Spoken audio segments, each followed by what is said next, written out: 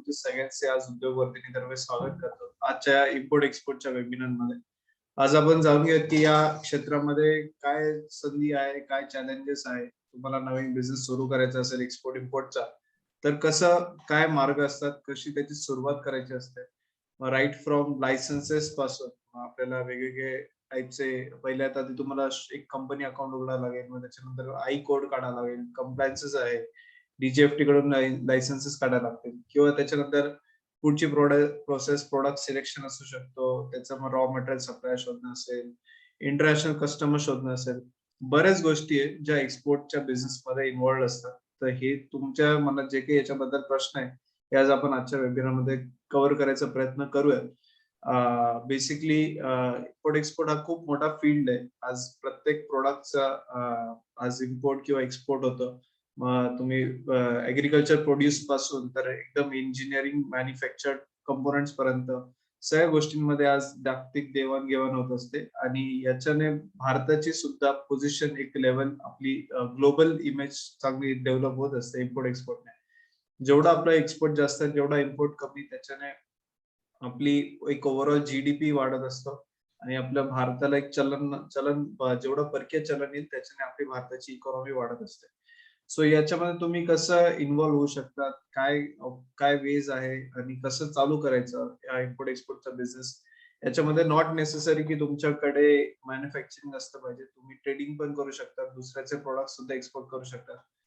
Foreign मध्ये कसे contact develop करायचे, सो बऱ्याच काही गोष्टी आहेत ज्या इम्पोर्ट एक्सपोर्ट मध्ये तुम्ही करू शकता आणि चांगला याच्यामध्ये वेल सेटल्ड वेल एस्टॅब्लिश बिझनेस करू शकता. सो आपल्याला आज गाईड करत आहे मुकुंद कुलकर्णी सर, ज्यांना 45 इयर्सचा एक्सपिरियन्स आहे या फील्डमध्ये. सरांनी आतापर्यंत हजारो पार्टिसिपंट्सला ट्रेन केलंय. उद्योगवर्धिनी सोबत 3000 पार्टिसिपंट्सला सरांनी ट्रेन केलं आणि आज ते उभे झालेले आहेत. त्यांचा स्वतःचा एक्सपोर्टचा बिझनेस चालू आहे आणि खूप चांगल्या लेवलवरती आज पूर्ण अक्रॉस द ग्लोब आज आपले पार्टिसिपंट्स ट्रेड करताय, एक्सपोर्ट करताय. सो सरांना 45 इयर्सचा एक्सपिरियन्स आहे. सर स्वतः कन्सल्टन्सी किंवा सगळ्या एक्सपोर्टच्या सर्व्हिसेस सुद्धा प्रोव्हाइड करतात. 21 इयर्स सर एका प्रायव्हेट लिमिटेड कंपनीमध्ये एक्सपोर्टचे हेड होते, तिथे सर त्या कंपनीला सगळ्या ग्लोबली सगळ्या ठिकाणी एक्सपोर्ट करायला हेल्प करायचे. आणि त्याच्यानंतर लास्ट 23 इयर्स पासून सर या फील्डमध्ये ट्रेनिंग करतात, कन्सल्टन्सी आणि बऱ्याच काही सर्व्हिसेस पण प्रोव्हाइड करतात. सो असा खूप वाईड एक्सपिरियन्स आहे. आणि तुम्हाला कुठलाही क्वेश्चन असेल चॅट बॉक्स मध्ये तुम्ही टाका, तुमचं सगळे क्वेश्चन्स आन्सर सरांचं प्रेझेंटेशन झाल्यानंतर आपण देण्यात येईल. सो आता विथ दिस शॉर्ट इंट्रो आणि उद्योगवर्धिनी बेसिकली आजचा वेबिनार ऑर्गनाइज करते. उद्योगवर्धिनी या उद्योजकता क्षेत्रामध्ये काम करते. आतापर्यंत आपण 65,000 ऑन्टरप्रेनर्सला ट्रेन केलेलं आहे. आज बरेच उद्योजकांचे बिझनेसेस उभे आहेत आणि वेगवेगळ्या फील्डमध्ये काम करतात. फूड प्रोसेसिंग असेल, एक्सपोर्ट असेल, मॅन्युफॅक्चरिंग असेल, सोलार असेल, प्रत्येक सेक्टरमध्ये आज आम्ही ट्रेनिंग करतो आणि आज त्याच्यामध्ये उद्योजक बिझनेस हेल्प स्टार्ट करायला आम्ही पूर्ण गाईड करतो. So without taking further time, आता आजचे स्पीकर आहे मुकुंद सर, मी त्यांना रिक्वेस्ट करतो की आपल्याला फर्दर गायडन्स करा. Over to Mukund sir. Thank you Ram. नमस्कार मित्रांनो, या ओपन वेबिनार मध्ये तुमचं स्वागत. आणि इम्पोर्ट एक्सपोर्टच्या क्षेत्रामध्ये तुम्ही दाखवलेल्या इंटरेस्ट बद्दल सुद्धा धन्यवाद. माहिती करून जर का एखादी गोष्ट चालू केली तर तुम्हाला अपयश कमी येतं. इम्पोर्ट एक्सपोर्टच्या क्षेत्रामध्ये अपयश येत नाही किंवा अपयशच येतं, फक्त यश मिळत नाही, असा एक समज सर्वसाधारण लोकांच्या मनामध्ये असतो. आणि मग त्या पर्टिक्युलर मनातल्या विचारामुळे लोक मागे राहतात. पण ही गोष्ट एक 20 वर्षाच्या आधी किंवा 25 वर्षाच्या आधी तुम्ही म्हणत असाल तर ती मान्य होती. आता मात्र या प्रकारच्या कुठल्याही गोष्टी राहिलेल्या नाही आहेत. यशच मिळवायचं असेल तर अपयश कशामुळे मिळणार आहे, त्या गोष्टी टाळल्या तर यश मिळतच मिळतं. पण त्याच गोष्टी जर का तुम्हाला आधी माहिती असल्या तर तुमचं यश बाजूळून निघतं असं आपण म्हणूया. तर तुम्हाला जेव्हा इम्पोर्ट आणि एक्सपोर्टची ऍक्टिव्हिटी करायची असतात त्या वेळेला बेसिकली काय काय गोष्टी लागतात त्याच्याबद्दलचं एक छोटंसं प्रेझेंटेशन इथे पण आहे, त्याच्यावरती मी डिटेल्समध्ये पण बोलणार आहे. तर इथे तुम्हाला इम्पोर्ट आणि एक्सपोर्टची ऍक्टिव्हिटी चालू करण्यासाठी आपल्याला काय काय करावं लागतं ते शेअर करत मी हे पण करतो. आणि we will तर फक्त थोडा जवळ या, तुमचा आवाज थोडा कमी आहे. तर हा चार्ट किंवा हे जे पीपीटी आहे या पीपीटी मध्ये आपण काम करू शकतो आणि त्याच्यानंतर आपल्याला पुढच्या एक एक गोष्टी कळू शकतील. तर पीपीटी मध्ये जर का तुम्ही बघितलं तर इथे ऑनलाईन वेबिनार इम्पोर्ट एक्सपोर्ट हे मान्य आहे, पण पुढच्या सगळ्या पीपीटी मध्ये इम्पोर्ट एक्सपोर्ट करत असताना आपल्याला काय काय गोष्टींची काळजी घेणं गरजेचं आहे या सगळ्या गोष्टींचे इन्फॉर्मेशन आपल्याला मिळते. ते इम्पोर्ट आणि एक्सपोर्ट मध्ये आता राम हे हालत नाही रे.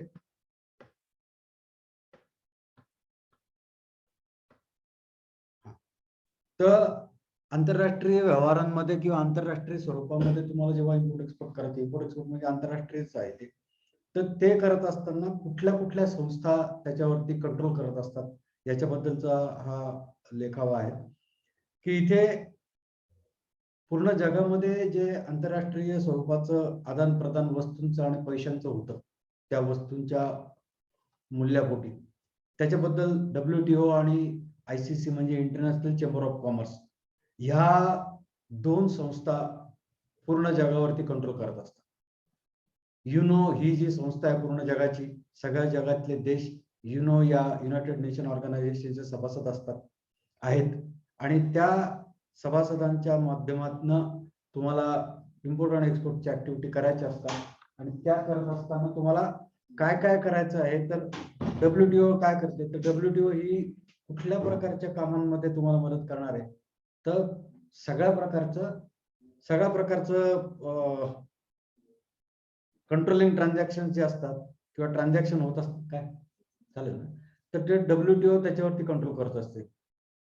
आंतरराष्ट्रीय आदान प्रदान वस्तूंचं आणि पैशांचं व्यवस्थित राहावं, सुकर व्हावं, सावधानतेनं व्हावं याच्यावरती WTOचं कंट्रोल असतं.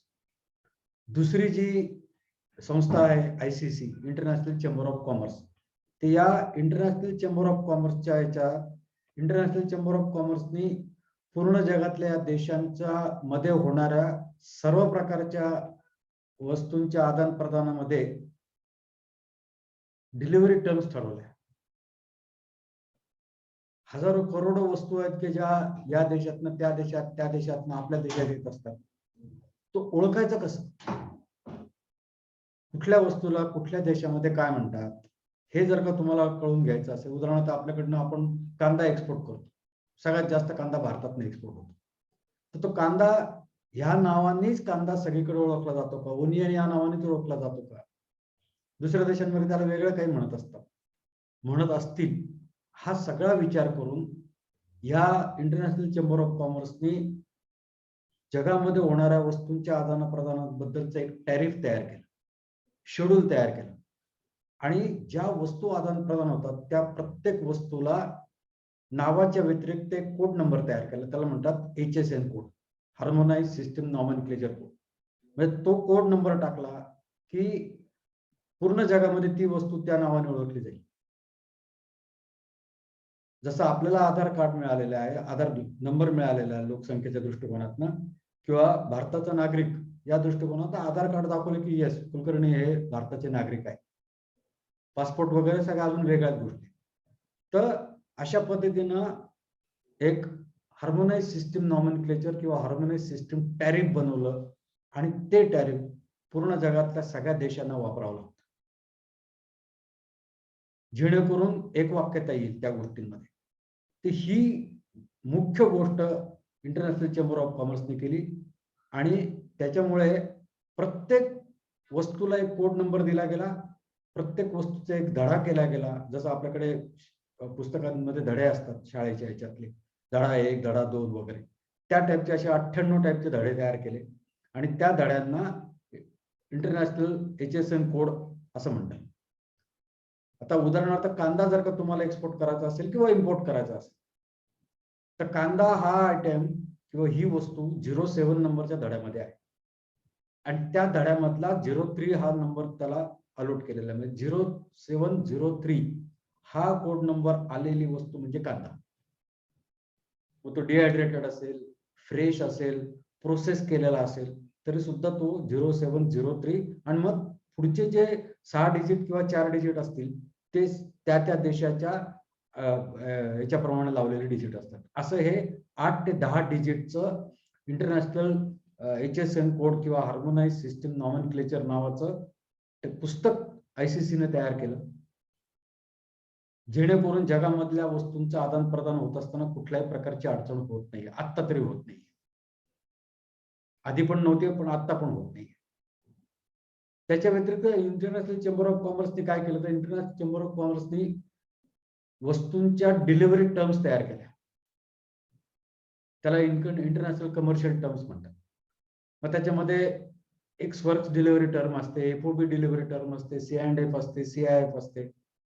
जेणेकरून ज्या कुठल्या डिलिव्हरी टर्मच्या आधारावरती तुम्हाला माल एक्सपोर्ट करायचा आहे किंवा इम्पोर्ट करायचा आहे, त्याच्यामधला तुमचा रोल तुम्हाला कळतो, सप्लायरला सप्लायरचा रोल करतो. आणि त्या डिव्हिजन झाल्यामुळे प्रत्येकाची जबाबदारी, प्रत्येकाचा रोल त्याला कळल्यामुळे तो त्या जबाबदारी पुरतच पैसे तुमच्याकडे घेतो. त्याच्यानंतर पेमेंट, पैसे कसे पाठवायचे एकमेकांना, इथे तर आपल्याकडे खूप वेगवेगळे प्रकार आहेत. चेक देऊ शकतो आपण, DD काढून देऊ शकतो, RTGS NEFT करू शकतो. तुम्ही सगळे लोक तरुण आहात, तुम्ही ते गुगल पे वगैरे तर ते काहीतरी करतात, असं काहीतरी दाबतात, इकडे तिकडे बोट मारतात आणि समोरच्या व्यक्तीच्या अकाउंटला पैसे ट्रान्सफर होतात. तर ह्या ज्या सवलती आपण लोकली ट्रान्झॅक्शन करत असताना वापरतो, त्याच टाईपच्या सर्व्हिसेस तुम्हाला आंतरराष्ट्रीय स्वरूपांमध्ये वापरण्यासाठी 2 प्रकार ICC चेंबर ऑफ कॉमर्सने डिसाईड करून दिले. ते म्हणजे एक टेलिग्राफिक ट्रान्सफर आणि दुसरं म्हणजे लेटर ऑफ क्रेडिट. मग कुठल्या माध्यमातून पैसे मागवायचे हे तुमचं, तुम्ही आणि तुमचा सप्लायर किंवा तुमचा इम्पोर्टर हे तुम्ही दोघं मिळून ठरवू शकता आणि त्याप्रमाणे पैशांचं आदान प्रदान होतं. तर या पद्धतीच्या या गोष्टी, कंटेनर कसे लागणार आहेत, जहाजाने पाठवायचे कंटेनर 20 फुटी 40 फुटी, याच्यामध्ये किती प्रकार आहेत, अजून ओपन टॉप कंटेनर वगैरे. तर या सगळ्या गोष्टींचं डिझाईन, ड्रॉइंग आणि तयारी करणं हा प्रकार त्या इंटरनॅशनल चेंबर ऑफ कॉमर्सने केला आणि पूर्ण जगातले देश तेच फॉलो करतात. लेटर ऑफ क्रेडिटचा फॉर्मॅट जर का तुम्ही म्हटलं तर लेटर ऑफ क्रेडिटचा फॉर्मॅट जो भारतातली एखादी बँक वापरते, सेम फॉर्म, त्याच सिक्वेन्स मधला फॉर्म अमेरिकेतली बँक पण वापरते, जपान मधली पण वापरते, दुबई मधली पण वापरते, वेस्ट आफ्रिकेमधली पण वापरते, सिंगापूरवाले पण वापरते. तर हे डिझायनिंग तयार करणं, फॉर्मॅट तयार करणं हे खूप अवघड काम होतं, जे इंटरनॅशनल चेंबर ऑफ कॉमर्सने बसून केलं. तर या 2 संस्थांचा आंतरराष्ट्रीय व्यवहारांमध्ये खूप मोठा रोल असतो आणि त्यांनी तयार केलेले नियम, त्यांनी तयार केलेले रूल्स रेग्युलेशन्स हे सगळ्या जगातले देश पाळत असतात. सिमिलरली आपल्याकडे फॉरेन ट्रेड पॉलिसी हा प्रकार असतो. आपला देश फॉरेन ट्रेड पॉलिसी डिक्लेअर करतो, FTP शॉर्ट फॉर्म मध्ये त्याला FTP म्हणतात. आणि त्या FTPच्या आधारावरती आपण आपल्या देशातनं कुठल्या वस्तू एक्सपोर्ट करू शकतो, कुठल्या वस्तू इम्पोर्ट करू शकतो, हे गव्हर्नमेंट ठरवतं. आताची जी काही पॉलिसी, त्या पॉलिसीनुसार आपल्या देशातनं 95% वस्तू या इम्पोर्ट आणि एक्सपोर्ट होतात. 5% वस्तूंचं कंट्रोल आहे गव्हर्नमेंटचा. 5%मध्ये 2% वस्तू निगेटिव्ह लिस्ट मध्ये आहेत, जे आपण आपल्याकडे लायसन्स असलं तरी करू शकणार नाही, त्या गव्हर्नमेंट कंपनीज करतात. 2% आयटम रिस्ट्रिक्टेड आहेत आणि 1% आयटम कॅनलाइज आहे. उरलेले 95% आयटम जे आहेत ते तुम्ही तुमच्याकडे असलेल्या फक्त एका लायसन्सच्या आधारावरती तुम्ही भारताच्या बाहेर पाठवू शकता किंवा भारतात आणू शकता. तर हा आपल्या देशाचा म्हणजे आपल्या देशातली WTO आणि ICC जर का म्हणायचं ठरलं तर आपल्या देशातली WTO म्हणजे DGFT, director general of foreign trade किंवा ministry of commerce and industry. आणि आपल्या देशातली ICC म्हणजे इंटरनॅशनल चेंबर ऑफ कॉमर्स म्हणजे फायनान्स डिपार्टमेंट. तर या मिनिस्ट्री ऑफ कॉमर्स आणि फायनान्स डिपार्टमेंटच्या मार्फत आपल्या देशातलं इम्पोर्ट आणि एक्सपोर्ट कंट्रोल केले जातं. मिनिस्ट्री ऑफ कॉमर्स आणि DGFT काय करतात की ते फॉरेन ट्रेड पॉलिसी डिक्लेअर करतात आणि एकदा डिक्लेअर केलेली पॉलिसी 5 वर्षासाठी असते असं ऑफिशियली डिक्लेअर केलं जातं, पण त्याच्यात दररोजच्या दररोज चेंजेस होत असतात. कारण या पॉलिसीमध्ये चेंज करायची अथॉरिटी मिनिस्ट्री ऑफ कॉमर्स आणि DGFT कडे आहे.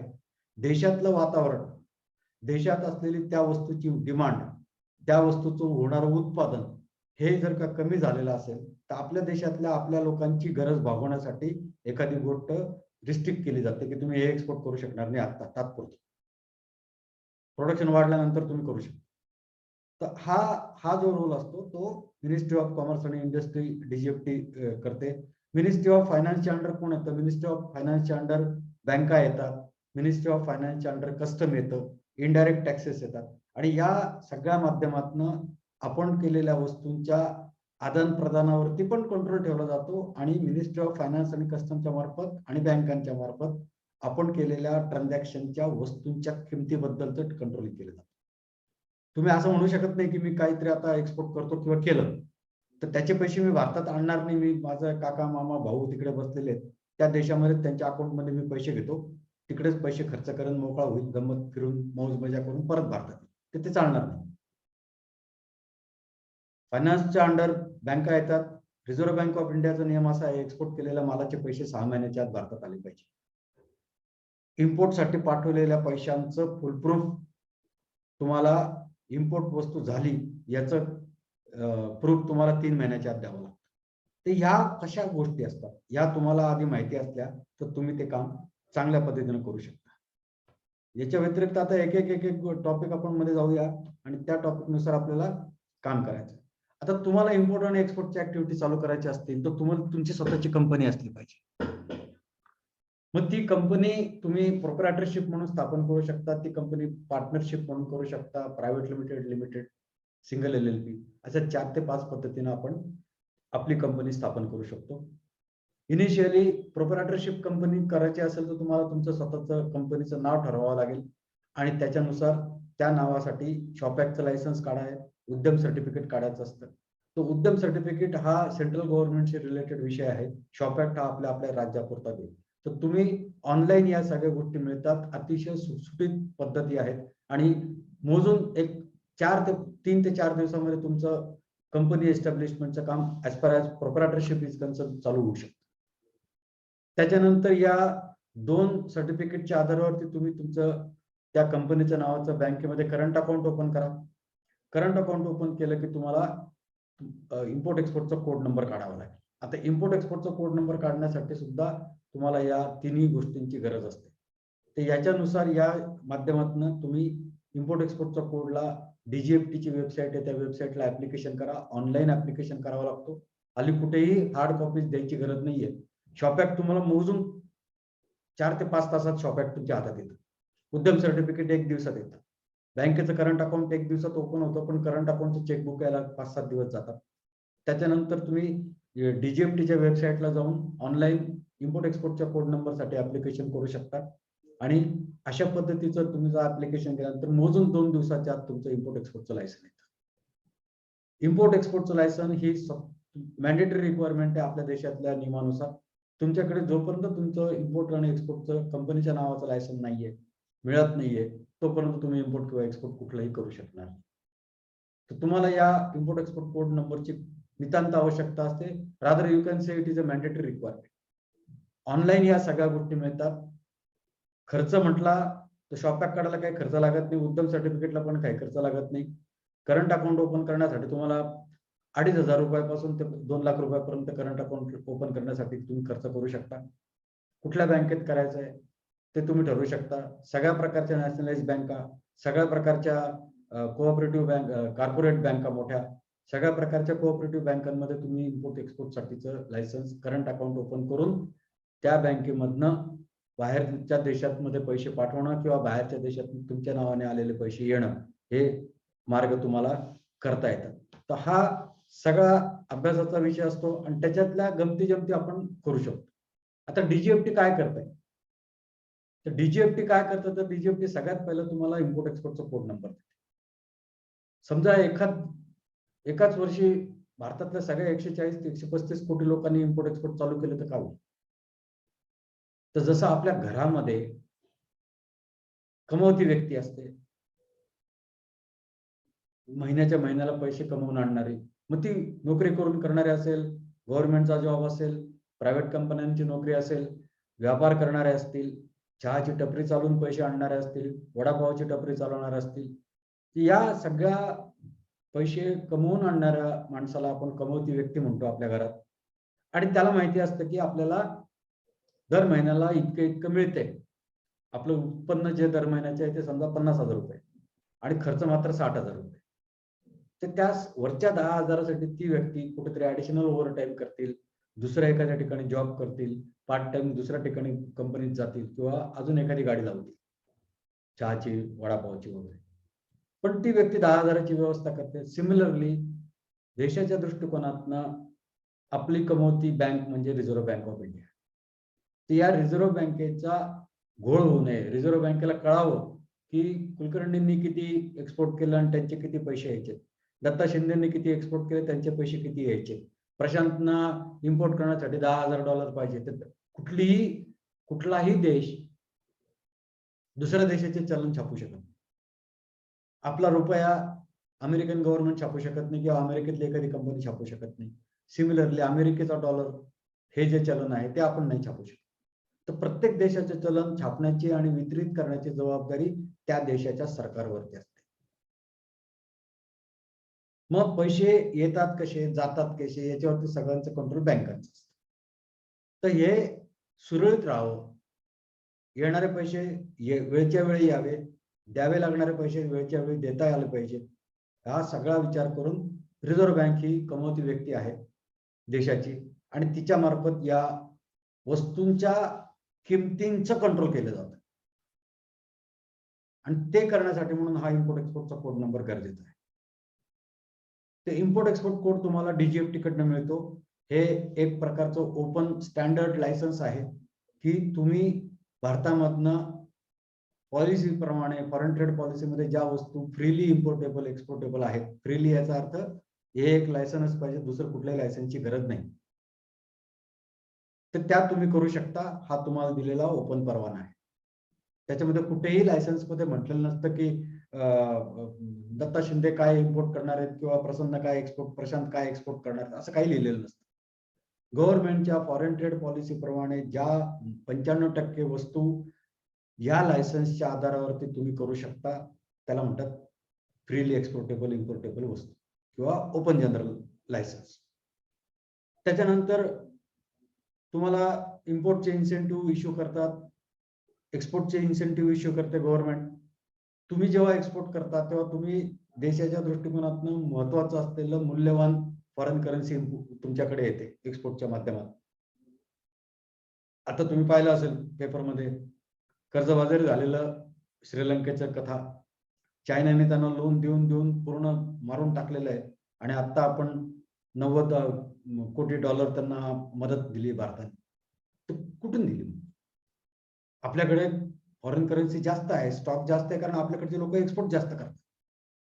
एक्सपोर्ट जास्त झाल्यामुळे फॉरेन करन्सी जास्त येते आणि मग त्याच्यातनंच गव्हर्नमेंट ऑफ इंडियाने श्रीलंकेला $90 कोटी मदत दिली, आर्थिक मदत. तर ते इम्पोर्टचे इन्सेंटिव्ह असतात. एक्सपोर्टचे इन्सेंटिव्ह तुम्हाला परत गव्हर्नमेंट तुम्ही चांगलं एक्सपोर्ट करावं म्हणून प्रोत्साहन म्हणून सबसिडी, ज्याला आम्ही इन्सेंटिव्ह म्हणतो, ते देतात. त्याच्यामध्ये DBK इन्सेंटिव्ह आहे, TMA नावाचा इन्सेंटिव्ह आहे, रॉडटेप नावाचा इन्सेंटिव्ह आहे, ACIS नावाचा एक इन्सेंटिव्ह आहे, MEIS नावाचा इन्सेंटिव्ह आहे. तर या सगळ्या इन्सेंटिव्हच्या माध्यमातून तुम्हाला कमीत कमी गव्हर्नमेंट कडनं रुपयाची वस्तू तुम्ही एक्सपोर्ट कराल तेव्हा गव्हर्नमेंट तुम्हाला स्वतःहून 15 पैसे देते,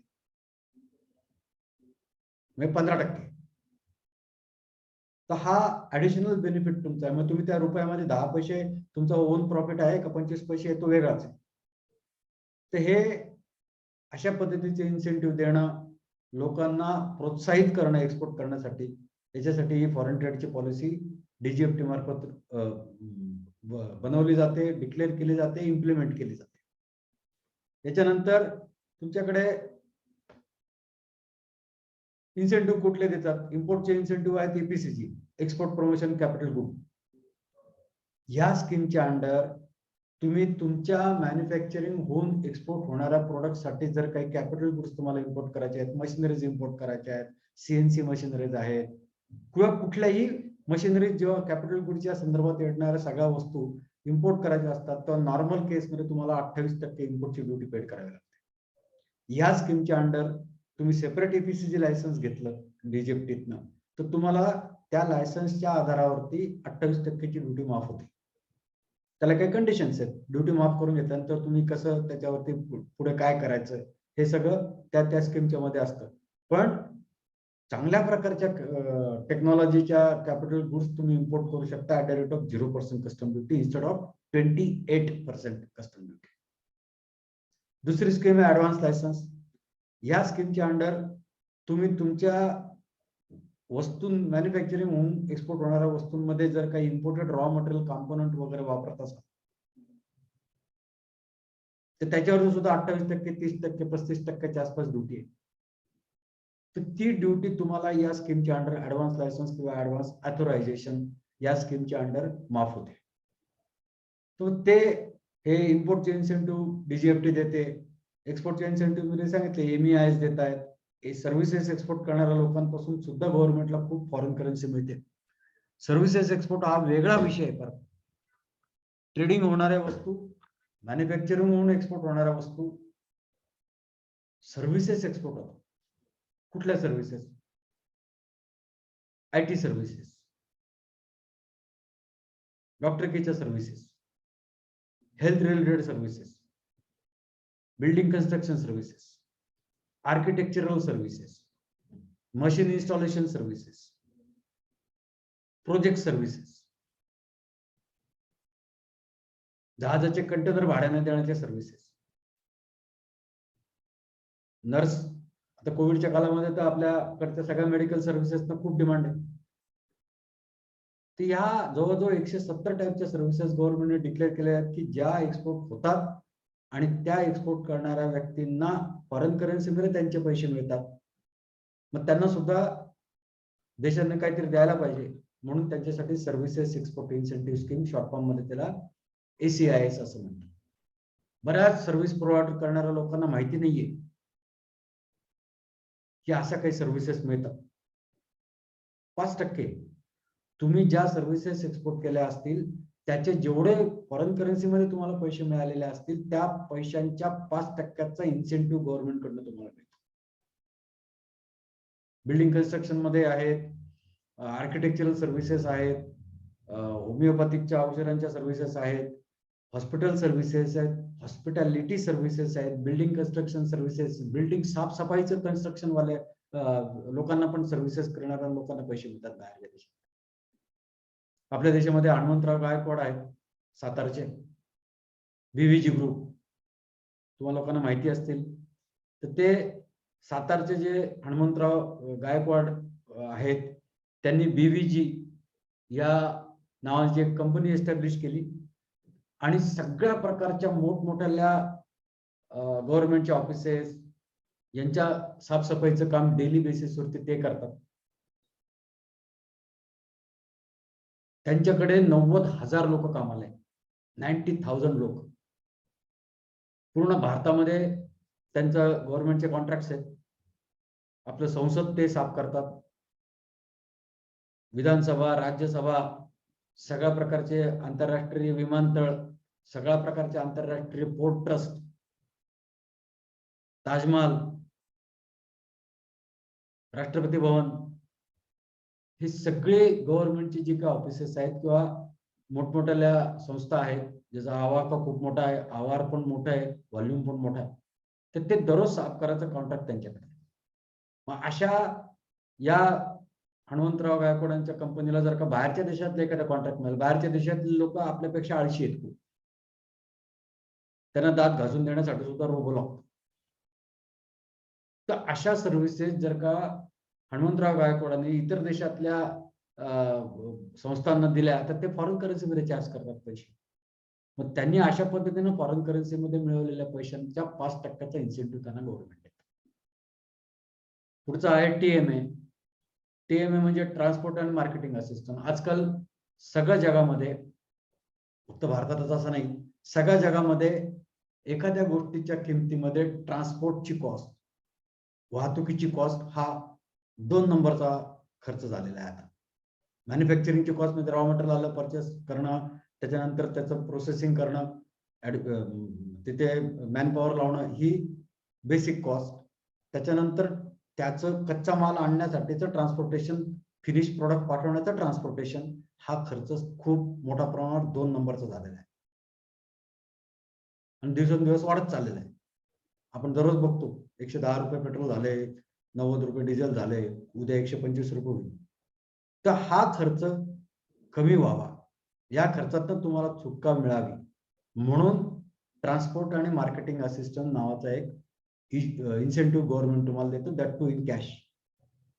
मग त्यांनी त्याच्यासाठी काय काय प्रोसेस केली, एका 20 फुटी कंटेनरला कमीत कमी 5,600 रुपये ते जास्तीत जास्त 42,000 रुपये पर कंटेनर तुम्हाला गव्हर्नमेंट कॅश मध्ये इन्सेंटिव्ह देते अंडर TMA. तो फक्त आणि फक्त ऍग्रिकल्चर गुड्स साठी आहे. कुठला आहे काय आहे ते आता सांगायची वेळ नाहीये, पण असा इन्सेंटिव्ह गव्हर्नमेंट देते. कस्टम कडनं तुम्हाला DBK मिळतं due to drawback. Minimum 0.15% of the FOB value of the export, maximum 3% तुम्हाला ते पैसे मिळतात, depend upon the category item. RoDTEP नावाची स्कीम आता 1 जानेवारी 2021 पासून चालू केलेली आहे. Remission of duties and taxes on export product. तर ह्या सगळ्या गोष्टींच्या इन्सेंटिव्ह गव्हर्नमेंट तुम्हाला का देते? आता इन्सेंटिव्ह देण्याच्या पाठीमागचा गव्हर्नमेंटचा उद्देश काय? तर तुम्हाला आंतरराष्ट्रीय स्तरावरती कॉम्पिटिटिव्ह राहता आलं पाहिजे प्राइस वाईज. बाकी सगळं चांगलं आहे, खूप चांगलं आहे. मॅन्युफॅक्चरिंग प्रोसेस पण चांगली आहे, ISO 9000 सर्टिफिकेट पण आहे, दुसरे क्वालिटी सर्टिफिकेशन पण आहेत, सगळ्या गोष्टी चांगल्या आहेत. प्रोडक्शन कॅपॅसिटी दांडगी आहे, फुल क्वांटिटी मध्ये तुम्ही प्रोडक्शन तयार करून एक्सपोर्ट करू शकता, पण प्राइस जास्त आहे. काय करता आता? ऑर्डर नाही मिळाले त्याच्यामुळे. मग असं होऊन तुमच्या ऑर्डर जाऊ नये. तुमच्या ऑर्डर गेल्या की तुम्हाला गव्हर्नमेंटच्या पण ऑर्डर गेल्या पैशांच्या, कारण गव्हर्नमेंटला पैसा मिळणार नाही. मग असं होऊन तुमचं आणि गव्हर्नमेंटचं आणि देशाचं नुकसान होऊ नये म्हणून या सगळ्या इम्पोर्टच्या आणि एक्सपोर्टच्या इन्सेंटिव्ह गव्हर्नमेंट ऑफ इंडिया मार्फत तुम्हाला मिळतात, जेणेकरून तुम्ही तुमचा एखाद्या एक्सपोर्ट होणाऱ्या प्रॉडक्ट मधला इनबिल्ट प्रॉफिट हा कमीत कमी ठेवावा आणि माल एक्सपोर्ट करा आणि चांगल्या क्वालिटीचा माल एक्सपोर्ट केल्यानंतर येणारे पैसे फॉरेन करन्सीमध्ये आणा, हा गव्हर्नमेंटचा त्याच्या पाठीमागचा उद्देश. इथे मी तुम्हाला अजून एक गोष्ट प्रकर्षाने सांगायची इच्छा आहे माझी, की देशभक्ती हा जो प्रकार असतो तो फक्त बंदूक घेऊन सीमेवरती लढणं किंवा पोलिसांमध्ये जाणं असं नाहीये. ह्या पद्धतीने पण तुम्ही देशभक्तीच करता. तर मग मी तुम्हाला म्हटलं होतं की इंटरनॅशनल चेंबर ऑफ कॉमर्सने वेगवेगळ्या प्रकारच्या डिलिव्हरी टर्म तयार केलेले आहेत. त्या इथे दिसतात तुम्हाला, इन्को टर्म्स आणि इट्स मिनिंग अँड इम्पॉर्टन्स. एक्सवर्क्स अशी एक डिलिव्हरी, सगळ्यात पहिल्यांदा 4 प्रकारच्या डिलिव्हरी टर्म आहेत. E term, F term, C term आणि D टर्म. हे ई या अक्षरापासून चालू होणारे टर्म, F अक्षरापासून चालू होणारे टर्म, D C पासून चालू होणारे डिलिव्हरी टर्म. तर इथे एक्सवर्क्सचा अर्थ असा की तुमची आता जबाबदारी काय आहे, तर आलेल्या एक्सपोर्टच्या ऑर्डरनुसार क्वांटिटीनुसार माल तयार करणं, क्वालिटीनुसार माल तयार करणं आणि आंतरराष्ट्रीय स्वरूपाच्या पॅकिंग मध्ये तो पॅक करून तुमच्या दरवाज्यात ठेवणं. मग तुमच्या फॅक्टरीचा दरवाजा असेल, तुमच्या दुकानाचा दरवाजा असेल, तुमच्या वेअरहाऊसचा दरवाजा असेल, तुमच्या घराचा दरवाजा असेल, तर तिथपर्यंत तुमची जबाबदारी आणि तिथपर्यंत तुम्ही त्या व्यक्तीला पैसे चार्ज करू शकता. तुमच्या दरवाज्यातनं उचलून घेऊन जाणं, मुंबईला नेणं, विमानाने पाठवणं किंवा जहाजाने पाठवणं, त्याचे पैसे भरणं, कस्टमच्या प्रोसेसचे पैसे भरणं, त्याच्यानंतर त्याच्या देशापर्यंत तो माल नेणं, त्याच्या देशातला कस्टम क्लिअरन्स करणं, त्याच्या देशातले कस्टमचे पैसे, ड्युटी वगैरे जे काय असतील ते भरणं, ही सगळी जबाबदारी आता इम्पोर्टरची, तुमच्या क्लायंटची. You need not have to worry about it. मग ती 100 रुपयाची वस्तू त्याला 10,000 रुपये त्याला ट्रान्सपोर्टचे लागू देत, तुमचा संबंध नाही. असा या एक्सवर्क्स टर्मचा अर्थ आहे. आणि हाच अर्थ मला जो कळला आहे किंवा मी जे तुम्हाला एक्सप्लेन करतो, जपानवाल्याला पण तोच माहिती आहे. मी कोटेशन त्याला एक्सवर्क्स नाशिक दिलं की त्याला माहिती आहे नाशिक मधनं कुलकर्ण्यांच्या फॅक्टरीतनं माल उचलायची जबाबदारी आपली आहे. त्याच्या ट्रान्सपोर्टची कॉस्ट, कस्टम क्लिअरन्सची कॉस्ट, जहाजाचं किंवा विमानाचं भाडं आपल्या देशात नेणं, त्याचा मरीन इन्शुरन्स काढणं, आपल्या देशातलं कस्टम क्लिअरन्स करणं, आपल्या देशातली कस्टमची ड्युटी पेड करणं आणि नंतर तो माल आपल्या देशातल्या आपल्या फॅक्टरीपर्यंत आणणं, या सगळ्या कामांची जबाबदारी त्याची, जपानवाल्याची, आणि त्याच्यासाठी येणारा खर्च पण त्याचाच. दुसरी टर्म आहे एफ टर्म. एफ टर्म मध्ये एफओबी, फ्री ऑन बोर्ड म्हणतात त्याला. म्हणजे आता तुमची जबाबदारी थोडीशी वाढते. तुम्हाला माल मॅन्युफॅक्चर पण करायचा, पॅक पण करायचा, मुंबईपर्यंत वाहून न्यायचा आहे, मुंबईला कस्टम क्लिअरन्स करायचं आहे, आणि कस्टमचे एक परवाना मिळतो किंवा परमिशन मिळते की आता हा माल एक्सपोर्ट करायला आमची हरकत नाही. असा परमिशन काढून समोरच्या इम्पोर्टरच्या पार्टीच्या ट्रान्सपोर्टरकडे ताब्यात देऊन टाकायचा, आता पुढे घेऊन जावा. पुढची टर्म आहे C&F, कॉस्ट आणि फ्रेट. आता तुम्हाला त्याच्या देशातल्या त्याच्या पोर्ट पर्यंत माल पोहोचवायचा आहे, एअरपोर्ट असेल, सी पोर्ट असेल. CIF, कॉस्ट, इन्शुरन्स आणि फ्रेट. आता तुम्हाला मटेरियलचा इन्शुरन्स पण काढ, तुमच्या देशातल्या तुमच्या फॅक्टरी पासून त्याच्या देशातल्या त्याच्या गोडाऊन पर्यंत, त्याच्या फॅक्टरी पर्यंतचा ट्रान्झिट इन्शुरन्स, मरीन इन्शुरन्स तुम्हाला काढायचा आहे, त्याच्या देशामध्ये वाहून न्यायचं. DDU, इथे पूर्ण जबाबदारी तुमची वाढली. DDU म्हणजे डोअर डिलिव्हरी ड्युटी अनपेड. ती व्यक्ती, ज्या व्यक्तीने तुम्हाला इम्पोर्टची एक्सपोर्टची ऑर्डर दिलेली आहे, ती व्यक्ती त्याच्या देशातली कस्टम ड्युटी फक्त पेड करणार आहे, बाकी सगळी जबाबदारी तुमची. DDPचा अर्थ डोअर डिलिव्हरी ड्युटी पेड. आता तुमच्यावरती त्याच्या देशातली कस्टम ड्युटी पेड करण्याची पण जबाबदारी तुमच्या. तर हा अर्थच जर का तुम्हाला माहिती नसेल या डिलिव्हरी टर्मचा, तर तुम्ही कसं काम करणार? समोरची व्यक्ती म्हणतो कुलकर्णी ते CIF द्या. CIF मला काय, CIF काय पण CIF up to my port, tell me your port. CIF Hamburg, Germany.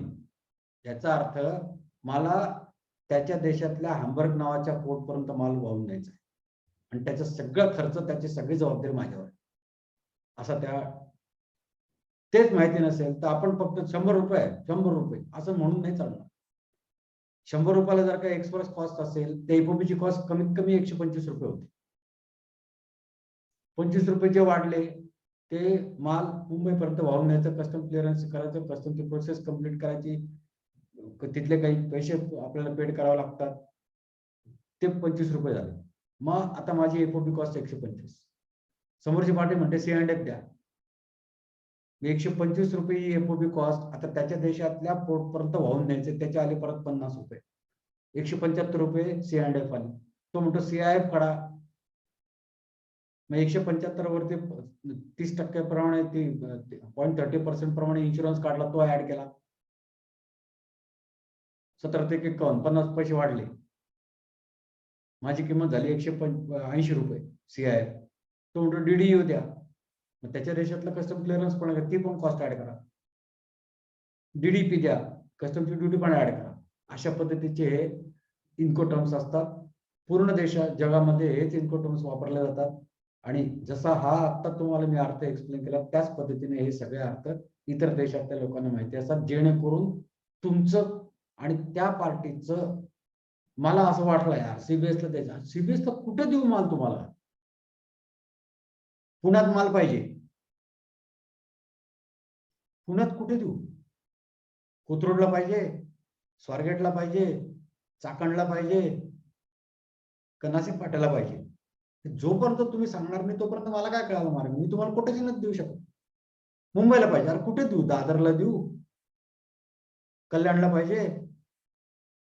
तर हा डिस्प्यूट किंवा अशा प्रकारचे डिस्प्यूट होऊ नये म्हणून हे आंतरराष्ट्रीय डिलिव्हरी टर्म किंवा इन्कोटर्म्स ठरवलेले आहेत.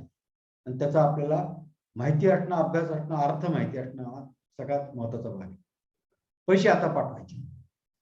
इम्पोर्ट करण्यासाठी तुम्हाला देशाच्या बाहेर पैसे पाठवायचे. एक्सपोर्टचे पैसे तुमचे देशाच्या बाहेरून आतमध्ये येत आहेत. मग त्याच्यासाठी या गोष्टी, मग म्हटलं आपण चेक देतो, DD काढून देतोय, RTGS करतोय, NEFT करतोय, तुम्ही लोक गुगल पे करताय. आंतरराष्ट्रीय RTGS, आंतरराष्ट्रीय NEFT म्हणजे टेलिग्राफिक ट्रान्सफर किंवा शॉर्ट फॉर्म मध्ये त्याला TT म्हणतात. याच्या मार्फत पैसे ट्रान्सफर होत असतात.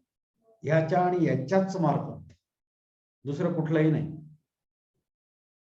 Debit card, credit card, nothing do. You have to transfer the money through either telegraphic transfer or either through letter of credit. Letter of credit मध्ये पण ओपन प्रकार असतात, एलसी ॲट साईट असते, LC with use and spirit असतात. ते हे असे वेगवेगळ्या प्रकारचे पेमेंट टर्म्स तुम्हाला माहिती असणं गरजेचं आहे.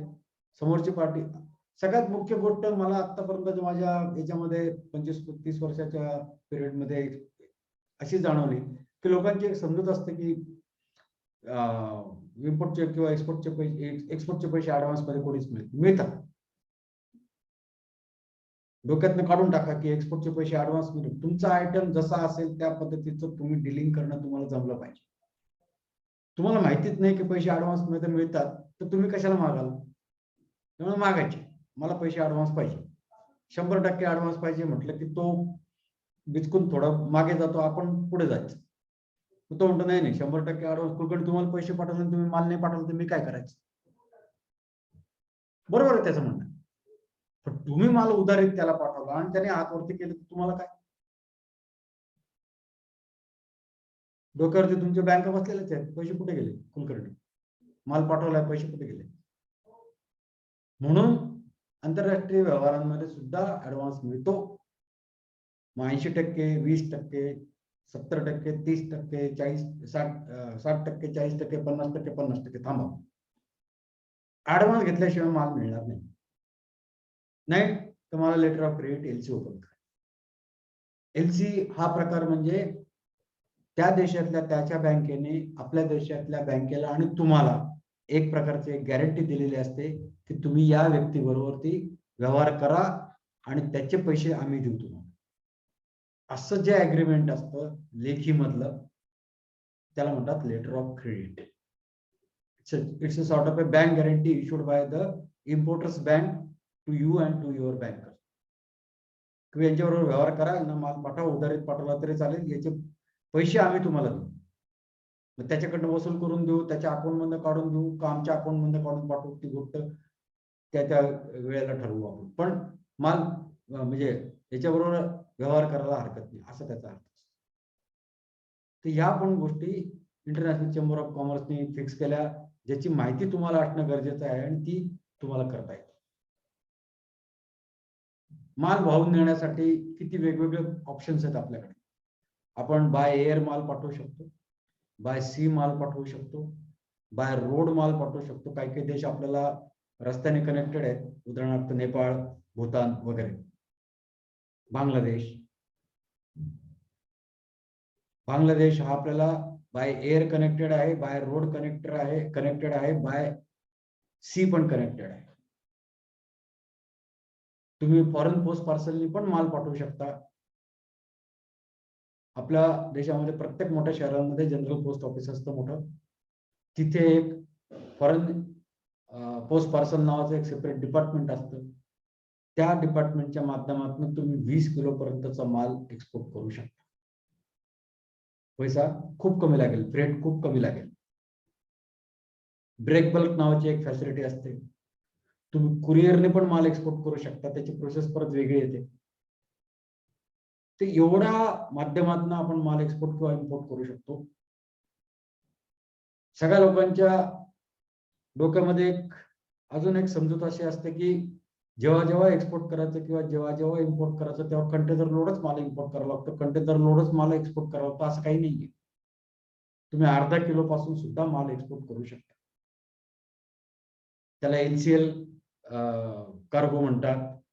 20 फुटी कंटेनर मध्ये पूर्ण भरणारा माल तुमचा असेल तर त्याला 20 फीट एफसीएल कार्गो म्हणतात. 40 फुटामध्ये बसणारा माल असेल तर 40 फुटी कंटेनर मध्ये बसणाऱ्या मालाला 40 फीट एफसीएल कंटेनर असं म्हणतात, कार्गो म्हणतात. ते ह्याच्यात असतात. मग हे 20 फूट 40 फुटाचे जे कंटेनर आपण बघतो, तुम्ही लोक बघत असाल, तेवढेच असतात का अजून काही वेगळे डिझाईन ड्रॉइंग असतात? नाही, ते हे सुद्धा इंटरनॅशनल चेंबर ऑफ कॉमर्सनेच ठरवलेले ड्रॉइंग डिझाईन. 20 फुटी कंटेनर ड्रॉइंग असंच, जपानचा शिपिंग कंपनीचा कंटेनर याच साईजचा, भारतातल्या शिपिंग कंपनीचा कंटेनर याच साईजचा, जर्मनीचा पण त्याच साईज, प्रत्येकाचा वेगळा असं नाही. 20 फूट लांब, 7.5 फूट 8 इंच रुंद, 7 फूट 8 इंच हाईट असा 20 फुटी कंटेनर असतो. 40 फुटी कंटेनर मध्ये 40 फूट लांबी त्याची, 7 फूट 8 इंच आणि 8 फुटाची हाईट असं हे डिझाईन असतं आणि तसंच करावं लागतं. मग 20 फुटी कंटेनर मध्ये किती माल जातो, 40 फुटी कंटेनर मध्ये किती माल जातो हे पण फिक्स आहे. 20 फुटामध्ये 25 टन माल जातो, 40 फुटामध्ये 27 टन माल जातो. मग आता का बरं? डबल साईज आहे. 20 फुटामध्ये 25 टन जातो, 40 फुटात 50 टन पाठवायला काय हरकत आहे? नाही. 40 फुटी कंटेनर मध्ये जर का तुम्ही 50 टन माल लोड केला तुमचा, तर 40 फुटी कंटेनरचं वजनच, एमटी कंटेनरचं वजन 4 टन असतं. म्हणजे तुम्ही टोटल 54 टन माल वाहून नेण्यासाठी तुमच्या देशामध्ये गाड्या आहेत का, ट्रक्स आहेत का, तेवढे ऍडव्हान्स टेक्नॉलॉजीच्या गाड्या घोड्या आहेत का तुमच्याकडे? असं प्रत्येक देशामध्ये विचार करून 20 फुटामध्ये 25 टन, 40 फुटामध्ये 27 टन एवढं फक्त टाइमचं रिमाइंडर. हो हो. ते अशा पद्धतीनं हा पूर्ण हे करायचं आपल्याला. या कोर्समध्ये आम्ही शिकवतो. कस्टमच्या प्रोसेस आम्ही शिकवतो. इम्पोर्टची प्रोसेस वेगळी असते, एक्सपोर्टची प्रोसेस वेगळी असते. इम्पोर्ट करत असताना जे कस्टम मध्ये मेन डॉक्युमेंट बनतं त्याला बिल ऑफ एंट्री म्हणतात. एक्सपोर्ट करत असताना शिपिंग बिल बनतं, बिल ऑफ लॅडिंग असतं, जहाजाची पावती, किंवा एअरवे बिल असतं, विमानाची पावती. कस्टम ड्युटी इम्पोर्ट करत असताना पेड करावे लागते. वेअर हाऊस चार्जेस पेड करावे लागतात, कस्टम हाऊसचे एजंटचे चार्जेस पेड करावे लागतात. ते या सगळ्या प्रकारच्या गोष्टी तुम्हाला इम्पोर्ट आणि एक्सपोर्टची ऍक्टिव्हिटी करत असताना माहिती असणं नितांत आवश्यकतेचं आहे. अदरवाईज तुमचं कुठेतरी पैशाचं गणित बिघडणार आहे आणि मग लॉस होतोय किंवा हे होतो असं वाटतंय. वेगवेगळ्या पद्धतीने तुम्ही बाहेर शोधू शकता.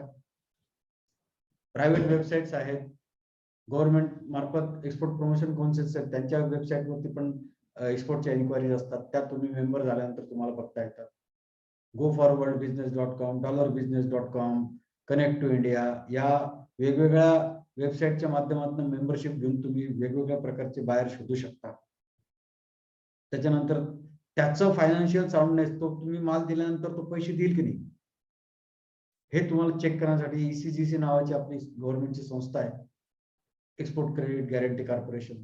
तर ती एक्सपोर्ट क्रेडिट गॅरंटी कॉर्पोरेशन किंवा ECGC ही संस्था कडे तुम्ही जा, त्यांना सांगा की मला अमुक अमुक देशातनं या कंपनीने या व्यक्तीनं अशी एक्सपोर्टची ऑर्डर दिली आहे, पण मला माहिती नाही ते पैसे देईल की नाही देईल. मग ती संस्था, ECGC ची संस्था आहे, ती त्याच्या देशातल्या त्याचं फायनान्शियल साऊंडनेस जज करते, इन्फॉर्मेशन काढते, मग तुम्हाला सांगते येस त्याच्याबरोबर व्यवहार करा किंवा करू नका. इम्पोर्टचं कॉस्ट शीट बनवावं लागतं. खर्च वेगवेगळ्या प्रकारचे असतात. शिपिंग कंपन्यांचे चार्जेस असतात, वेअर हाऊस चार्जेस असतात, कस्टम ड्युटीज असू शकतात, कस्टम क्लिअरन्स मध्ये बऱ्याचपैकी गोष्टींचे चार्जेस असतात, एजन्सी चार्जेस असतात, DO चार्जेस असतात, स्टॅम्प ड्युटी असते, वेअर हाऊस चार्जेस असतात. तर त्याचं कॉस्टिंग कसं काढायचं, आणि मुख्य म्हणजे एखाद्या 100 रुपयाच्या वस्तूचं कोटेशन देत असताना एक्सचेंज रेट कुठला वापरायचा. तर बँकांचा जो एक्सचेंज रेट असतो, डॉलर, एक US डॉलर बरोबर इतके रुपये, ऑस्ट्रेलियन डॉलर बरोबर इतके रुपये. ते हे ज्या कन्व्हर्शन चार्जेस असतात किंवा कन्व्हर्शन व्हॅल्यूज असतात त्याला म्हणतात एक्सचेंज रेट. तर तो एक्सचेंज रेट कुठला पकडायचा. बँकांचा एक्सचेंज रेट दररोज बदलतो. कस्टमचा एक्सचेंज रेट 15 दिवसासाठी फिक्स असतो. तर कुठल्या पद्धतीनं एक्सचेंज रेट पकडून त्याच्यामध्ये पण आपल्याला पैसे कमाई करता येते. आज कस्टमचा एक्सपोर्टचा एक्सचेंज रेट 73 रुपये 50 पैसे आहे डॉलरचा, आणि तुम्हाला समजा 50 लाख रुपयाची एक्सपोर्टची ऑर्डर एक्झिक्यूट करायचे, कोटेशन द्यायचे, तर 50 लाख भागिले 73 रुपये 50 पैसे करा, म्हणजे त्याचे डॉलर तयार होतील आणि त्याच्यानुसार त्याला कोटेशन. पण ते डॉलर जेव्हा बँकेमध्ये येतील त्यावेळेला बँकेचा एक्सचेंज रेट जर का 75 रुपये 10 पैसे चाललेला असेल तर तुम्हाला 2 रुपये 1 रुपया 60 पैशाने तुमचा प्रॉफिट झाला. कारण तुम्ही 73-50 नी कॅल्क्युलेशन केलं होतं, पैसे आले तेव्हा 75 रुपये 10 पैसे झालं, 1 रुपया 60 पैसे तुमचा फायदा झाला. तर हे अशा पद्धतीचं कसं कॅल्क्युलेशन करायचं किंवा काय, हा विषय आमचा या कोर्समध्ये शिकवलेला आहे. आणि या सगळ्या याच्यामध्ये अतिशय ट्रान्सपरंटली ऑनलाईन सगळ्या गोष्टी सॉल्व्ह केल्या जातात. तुम्हाला ऑनलाईनच वेबसाईट ओपन करून, DGFT ची वेबसाईट ऑनलाईन ओपन करून दाखवली जाईल. कस्टमची वेबसाईट ऑनलाईन ओपन करून जाईल, बँका कशा मदत करतात, एक्सपोर्ट पॅकिंग क्रेडिट कसं देतात, हा सगळा प्रकार जो आहे तो तुम्हाला या 15 दिवसाच्या आमच्या वेबिनार कोर्समध्ये, ऑनलाईन कोर्समध्ये शिकवला जातो, ट्रान्सपरंटली आणि मेटिक्युलसली. तुमचं समाधान होईस्तोवर त्या पद्धतीवरती डिस्कशन चालतात, तुमचे सगळे प्रश्न सॉल्व्ह होतात आणि नुसतेच या 15 दिवसासाठी सॉल्व्ह न करता पुढच्या याच्यामध्ये तुम्हाला कोर्स संपल्यानंतर जेव्हा केव्हा तुम्हाला मदत लागेल तेव्हा तुम्ही जस्ट सांगायचं की मी अमुक साली तुमचा असा असा कोर्स केला होता आणि मला अशा अशा अडचणी, मला याच्यातून सोल्युशन द्या. तो उद्योगवर्धिनी पण आहे, मी पण आहे. तर आम्ही या सगळ्या गोष्टी करतो. इतर कशा सर्व्हिसेस आम्ही देऊ शकतो ते राम चांडक सांगतील आणि कोर्स कधी आहे, फीस किती आहे वगैरे ते सांगतात. त्याच्या आधी जर तुमचे काही किंवा आधी घ्या राम, म्हणजे मग क्वेश्चन आन्सर घेऊ. येस. सो आपण क्वेश्चन्सला सुरुवात करूयात आणि याच्यावरती आधारित आपला जो कोर्स आहे तो चालवतोय नेक्स्ट वीक मध्ये. सो 25 तारखेपासून याची बॅच चालू होते नवीन आणि 15 डेज याचं ड्युरेशन आहे आणि 4,000 रुपयाची फीज आहे. आणि जे आज सरांनी टॉपिक टाकले ते सगळे टॉपिक, म्हणजे हे सगळे टॉपिक तुम्हाला आता स्क्रीनवर दिसत असेल, हे सगळ्या गोष्टी एकदम डिटेल मध्ये कव्हर होईल. म्हणजे राईट फ्रॉम कंपनी चालू करण्यापासून डीजीएफटी लायसन्स आहे, इम्पोर्ट एक्सपोर्टचे सगळ्या गोष्टी या कोर्समध्ये डिटेलमध्ये कव्हर होतात. तर मग लॉजिस्टिक्स काय, आपण कोटेशन कसं पाठवायचं, कसं बनवायचं, त्याच्यानंतर वेगवेगळ्या इन्सेंटिव्ह स्कीम्स काय, गव्हर्नमेंट कसं तुम्हाला हेल्प करतं, हे पूर्ण गोष्टी एकदम डिटेलमध्ये सर याच्यामध्ये गायडन्स करतात आणि 4,000 याची फीज आहे. ओके, सो आता आपण याच्यावरती बरेचसे क्वेश्चन्स आहे, सो ते क्वेश्चन्स आपण कव्हर करूया. सो सर, बऱ्याच लोकांचा प्रश्न आहे की यंदा बिझनेस सुरुवात करायला किती भांडवल लागतो, तर इनिशियली इन्व्हेस्टमेंट किती आहे आणि किती? Yes. Initial investment, company establishment करणं, बँक अकाउंट ओपन करणं आणि मार्केटिंगसाठी लागणारा सगळा खर्च जर का तुम्ही पकडला तर ऍट द मोस्ट डोक्यावरून पाणी 50,000 रुपये. Okay okay. आणि याला काही ऑफिस वगैरे असं काही लागतं का? काही नाही, तुम्ही तुमच्या घरातनं पण ते ऑपरेट करू शकता. हीच तर मोठी गंमत आहे की इम्पोर्ट एक्सपोर्टची ऍक्टिव्हिटी ट्रेडिंग म्हणून तुम्ही करू शकता. मॅन्युफॅक्चरिंग असेल तर तुमची फॅक्टरी असू शकते, पण ट्रेडिंग म्हणून जर का तुम्ही केलं तर तुमच्या घरातला बसून तुम्ही काम करू शकता आणि 24 आवर्सचं बंधन नाहीये. तुम्ही 2 तास 4 तासांनी सुद्धा तुमच्या कामांमध्ये वेळ काढून साइड बाय साइड म्हणून इम्पोर्ट एक्सपोर्ट चालू करू शकता. Okay, right. पुढचं आहे की आपण याच्यामध्ये शिपमेंटचा टॉपिक कव्हर करणार आहे का डिटेलमध्ये? हो, आपल्या ज्यात शिपमेंट करत असताना कशी असते, कस्टमचे प्रोसेस काय काय असतात एक्सपोर्टच्या आणि इम्पोर्टच्या, त्या पण क्लिअर आहेत टॉपिक. राईट. Separate topic. पुढचा क्वेश्चन आहे की जे लवकर खराब होणारे प्रोडक्ट आहे, म्हणजे जसं फ्रूट अँड व्हेजिटेबल आहे, तर ते एक्सपोर्ट कसे करतात? ते एअर कंटेनर्स असतात त्याच्यातनं जातात. रेफर कंटेनर म्हणतात त्याला. म्हणजे 20 फुटी किंवा 40 फुटी कंटेनर, त्याला रेफ्रिजरेशनची व्यवस्था केलेली असते आणि प्रत्येक आयटम प्रमाणे आपलं रेफ्रिजरेशनचं टेम्परेचर मेंटेन केलं जातं आणि तो माल तिथे जातो. ओके, सो म्हणजे आपण कुठेही पाठवू शकतो, हो. ते कुठेही एक्सपोर्ट करू शकतो. हो. ओके. कस्टमर कसे शोधायचे, रिस्क फॅक्टर किती आहे आणि एजंट कसे भेटतील? हे कस्टमर शोधण्याचं मी सांगितलं की goforwardbusiness.com आहे, एक्सपोर्ट प्रमोशन काउन्सिलच्या वेबसाईटवरती पण तुम्हाला इन्क्वायरीज मिळतात. तर त्यांच्याबरोबर कम्युनिकेशन करण्याचं काम तुमचं आहे आणि त्याला काय पाहिजे हे तुम्हाला एकदा कळलं की मग कोटेशन देण्यापासूनची बाकीची पुढची मदत आपण करू शकतो. ओके. आणि सीएचचा शोधायचा असेल तर उद्योगवर्धिनी मार्फत पण आपण त्या गोष्टी त्यांना चांगले सीएचे मिळून देऊ शकतो किंवा मुंबईला clearing agent association, custom house agent association आहे, त्यांच्याकडे पण तुम्हाला चांगले एजंट मिळतात. ते असोसिएशन मध्ये त्या एजंटने काय तुम्हाला फसवलं तर तुम्ही त्यांच्याकडे कंप्लेंट करू शकता. त्यामुळे सीएचे मिळणं हा खूप काही अवघड भाग नाही. नाशिकला पण मिळतात आपल्याला. ओके. पुढचं आहे की या बिझनेस सुरू करायला काही लोन घ्यायची गरज आहे? नाही, आता तरी लोन घ्यायची गरज नाही आहे. तुम्ही जेव्हा एक्सपोर्ट चालू करणार असाल तेव्हा एक्सपोर्ट करत असताना, कोटेशन देत असताना जर का तुम्ही 80% वगैरे ऍडव्हान्स तुम्हाला मिळाला तर तुम्हाला फक्त 20%ची इन्व्हेस्टमेंट तुमची तुम्हाला करावी लागेल, जी प्रॉफिटच्या माध्यमातली असेल. पण ते तेवढा भाग सोडला तर 80% मध्ये तुमचं शिपमेंट निघून जाते. ओके.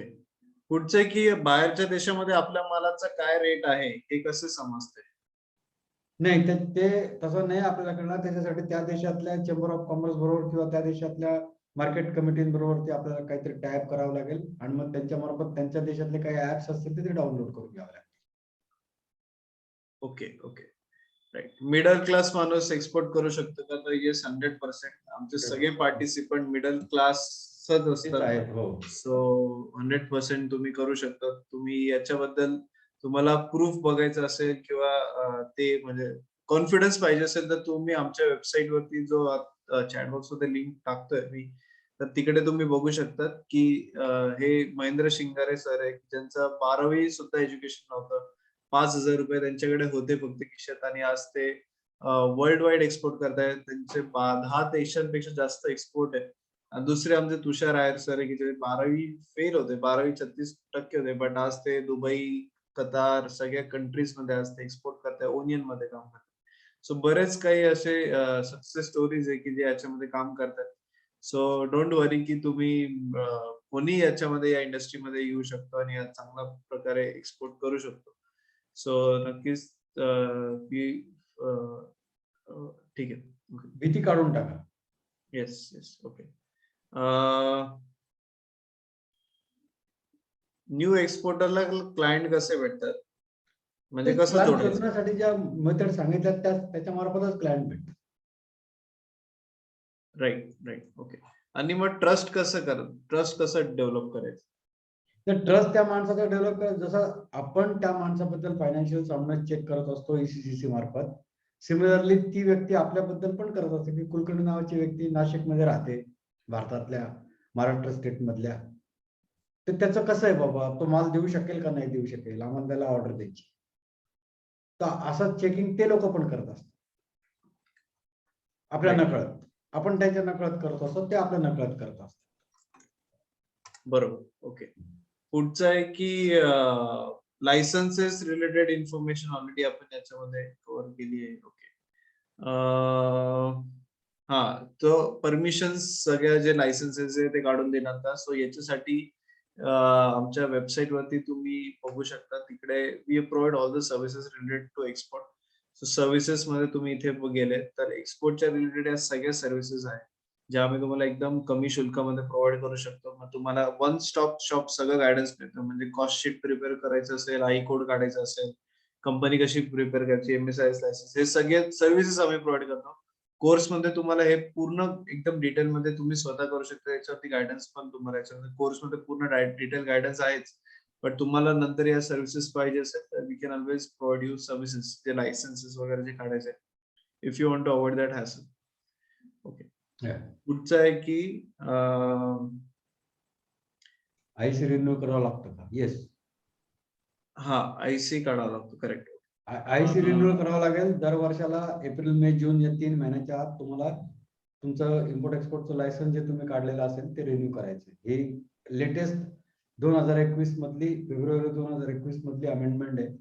आधी त्याच्या आधी लायसन्स रिन्यू करायची गरज नव्हती. बरोबर. राईट. काही लोकांचे जॉब्स रिलेटेड क्वेश्चन, हा कोर्स आमचा पूर्ण बिझनेस फोकस्ड आहे. याच्यामध्ये पूर्ण तुम्हाला बिझनेस कसं चालू करायचं याच्यावरती गायडन्स मिळणार आहे. बट स्टील आमच्याकडे बरेचसे असे कंपनीज येतात, अप्रोच करतात की त्यांना स्किल्ड मॅन पॉवर किंवा एक्सपोर्टचं सगळं प्रॅक्टिकल नॉलेज वाले लोक पाहिजे असतात. सो इनफॅक्ट लास्ट मंथ मध्ये सुद्धा आम्ही काही लोकांना प्लेस केलेलं. तर तुम्ही जर का जॉबच्या हंटिंगने पण येत असेल तर ऑफकोर्स फर्स्ट तुम्हाला नॉलेज असणं खूप इम्पॉर्टंट आहे. या कोर्स तुम्हाला पूर्ण नॉलेज मिळेल. अँड देन त्याच्यानंतर वी कॅन रिकमेंड यू, किंवा आम्हाला जेव्हाही जसे रिक्वायरमेंट येईल we can always help you in job assistance सुद्धा. एक्सपोर्ट सर एक्सपिरियन्स घेण्यासाठी तुम्ही कुठे आम्हाला 2-3 महिने, हा yes, so we can help you in internships और किंवा तुम्हाला जॉब असेल तर त्याच्यामध्ये तुम्हाला हेल्प करू शकतो. लायसन्सेस किती लागतात आणि लायसन्सची कॉस्ट किती असते? लायसन्स मध्ये शॉप ऍक्ट, उद्योग आधार आणि इम्पोर्ट एक्सपोर्टचा कोड नंबर, या तिघांची मिळून कॉस्ट जी आहे ती हार्डली एक 8-7-8 हजाराच्या आसपास आहे. त्याच्यातलं तुमचं काय IC काढण्याचा खर्च तो जास्तीत जास्त 500-600 रुपये. शॉप ऍक्टला लागतच नाही, उद्योग आधाराला लागतच नाही. शॉप ऍक्टला एक किरकोळ 500 रुपये लागतात, म्हणजे 1000 रुपये ते झाले. बँकमध्ये करंट अकाउंट ओपन करण्यासाठी तुमच्याकडे मिनिमम 2500 रुपयापासून ते तुम्ही जसं बँक निवडाल त्याच्यानुसार तुम्हाला ते मिनिमम बॅलन्स ठेवावं लागतं, तो तुमचा प्रश्न येतो. पण त्याच्यानंतर या गोष्टींसाठी अजून उरलेल्या ज्या गोष्टी आहेत, 7-8 हजार रुपये तुम्हाला एक्सपोर्ट प्रमोशन काउन्सिलचं रजिस्ट्रेशन सर्टिफिकेट लागतं, त्याच्यासाठी लागतात ऑफिशियल सगळे. 10-12 हजार रुपये इनिशियल स्टेजमध्ये तुम्हाला सफिशियंट आहे. मग मार्केटिंगच्या साठीच्या जशा पॅकेट असेल त्याप्रमाणे तुम्हाला इन्व्हेस्टमेंट करावी लागेल. राईट. आणि काही लोकांनी आजची वेबिनारची रेकॉर्डिंग मिस केली, तर तुम्ही आजच्या वेबिनारची रेकॉर्डिंग पुन्हा बघू शकता. आम्ही ऑलरेडी हा वेबिनार रेकॉर्ड केलाय. तर आता तुम्हाला चॅट बॉक्स वरती लिंक टाकलेली कोर्सची, तर तिकडे तुम्ही या वेबसाईट वरती येऊ शकता उद्योगवर्धिनीच्या. आणि इकडे तुम्ही या वेबिनारचे रेकॉर्डिंगला इथे वॉच लेटेस्ट वेबिनारला सिलेक्ट केलं तर इकडे तुम्हाला आजच्या वेबिनारची रेकॉर्डिंग पुन्हा बघायला मिळेल. तर इन केस तुम्ही लेट जॉईन झाले किंवा तुमचं काही मिस आउट झालं असेल तर आजचं वेबिनारची रेकॉर्डिंग इकडे अपलोडेड अपडेटेड असेल. तुम्ही आजच्या वेबिनारची रेकॉर्डिंग पुन्हा बघू शकता किंवा आमच्या युट्यूब चॅनल सबस्क्राईब करा उद्योगवर्धिनीचं, जिकडे पुन्हा रेकॉर्डिंग बघायला मिळेल. आणि हे कोर्स मध्ये basically live online interactive session होणार आहे. लिमिटेड बॅच स्टुडंट्स असतात. 6 मंथ्स तुम्हाला प्रत्येक सेशनची रेकॉर्डिंग सुद्धा भेटते. म्हणजे आम्ही एका दिवशी तुम्हाला लाईव्ह यायला नाही जमणार तर तुम्ही रेकॉर्डिंग पण बघू शकता. तुम्हाला सेम डे आम्ही रेकॉर्डिंग सुद्धा शेअर करतो आणि 6 महिने त्याचा ऍक्सेस असतो. आणि कोर्स झाल्यानंतर तुम्हाला हँड होल्डिंग सपोर्ट आहे, सर्टिफिकेट तुम्हाला असं कोर्स झाल्यानंतर मिळणार आहे. आणि तुम्ही कोर्सचे फीडबॅक्स काही बघू शकतात आमचे की ज्यांनी आपला हा कोर्स केलेला आहे. So we'll play one of the feedback video. Ganesh Joshi सरांचा will play one of the feedback.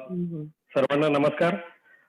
मी गणेश जोशी. मी पुण्यामध्ये स्वतःचा प्रॅक्टिस आहे, कंपनी सेक्रेटरी म्हणून मी काम करतो आणि प्रायव्हेट लिमिटेड कंपनीज, LLP किंवा वेगवेगळ्या प्रकारच्या कंपनीचं रजिस्ट्रेशनचं काम मी करत असतो.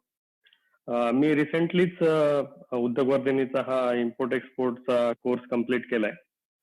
तर या कोर्सबद्दल मला खरोखर मनापासून असं काही गोष्टी सांगायच्या वाटतात. त्या आहेत, सगळ्यात महत्वाचं म्हणजे हा जो कोर्स आहे हा प्रॉपरली डिझाईन केलाय सरांनी. म्हणजे या 15 दिवसांमध्ये आज तुम्हाला इम्पोर्ट एक्सपोर्ट बद्दल काहीही नॉलेज जर नसेल तर तुम्हाला इम्पोर्ट एक्सपोर्टचं इनडेप्थ नॉलेज या कोर्समध्ये 100% मिळणार. इम्पोर्ट एक्सपोर्टचा बिझनेस सुरू करण्यासाठी तुम्हाला लागणाऱ्या परमिशन्स, गव्हर्नमेंटचे परमिशन्स, लायसन्सेस आणि त्याबद्दल त्याच्यामध्ये मिळणाऱ्या सबसिडीज आणि जे काही लागणारे कंप्लायन्सेस वगैरे आहेत याचं पूर्ण नॉलेज तुम्हाला या कोर्समध्ये निश्चित मिळेल. कुलकर्णी सरांविषयी खरोखर असं सांगायचं वाटेल की सरांचा स्वतःचा जो एक्सपिरियन्स आहे तो खूप चांगला आहे आणि ते खूप चांगल्या पद्धतीने तो शेअर करतात. आणि उद्योगवर्धिनीच्या या कोर्सबद्दल मी नक्की एवढं सांगू शकेल की कुठल्याही प्रकारचा हातचा राखून त्यांनी असा हा कोर्स डिझाईन केला नाहीये किंवा सगळ्याच गोष्टी ज्या आहेत त्या तुम्हाला इनडेप्थ मध्ये ते शिकवण्याचा प्रयत्न करतात, सांगण्याचा प्रयत्न करतात. त्यांचा गायडन्स तुम्हाला नक्कीच त्या ठिकाणी मिळेल या कोर्स संदर्भात. आणि 15 दिवसांचा हा कोर्स जो आहे त्यासाठी असणारी फीस देखील मी सांगेल की निश्चितप्रमाणे ही खूप कमी आहे आणि याचा फायदा तुम्हाला निश्चित होऊ शकेल. धन्यवाद sir. Thank you so much. Yes, okay. So we will cover next questions. बरेच क्वेश्चन्स आहेत. One second. आयात निर्यात वरती एखादा काही बुक सजेस्ट करू शकतो? नका घेऊ, कन्फ्युजन वाढेल. एवढं सांगितलं. ओके. ECGC कडून बाहेर किती दिवसात व्हेरीफाय होतो आणि आपल्याला त्याची माहिती समजते? आठवडाभर जास्तीत जास्त. एक आठवड्याभरात. ओके. आपण डोमेस्टिक पण एक्सपोर्ट करू शकतो का? डोमेस्टिक एक्सपोर्ट नाही होणार. डोमेस्टिक मध्ये मग काय करता येतं? त्या वस्तू तुम्ही डोमेस्टिक मध्ये पण विकू शकता ना. डोमेस्टिक मध्ये अशा वस्तू एक्सपोर्ट करा किंवा अशा वस्तू तयार करा की ज्या डोमेस्टिक मध्ये पण चालतील आणि लोक एक्सपोर्टला पण चालतील. त्यामुळे त्याच्या पद्धतीने त्या डोमेस्टिकली पण सेल करू शकतात. Right, okay. भारताच्या दिमागदार पुढचं आहे की आमच्या एक्स पार्टिसिपंटला तुम्ही भेटू शकता का? येस, 100%. तुम्ही ऑलरेडी आम्ही आमच्या वेबसाईट वरती सगळे डिटेल्स अपलोड केलेले आहे. किंवा तुम्ही आमच्या वेबसाईट वरती जर का गेले तर इकडे we can share you all the details. इकडे सक्सेस स्टोरीज मध्ये तुम्ही जर का गेले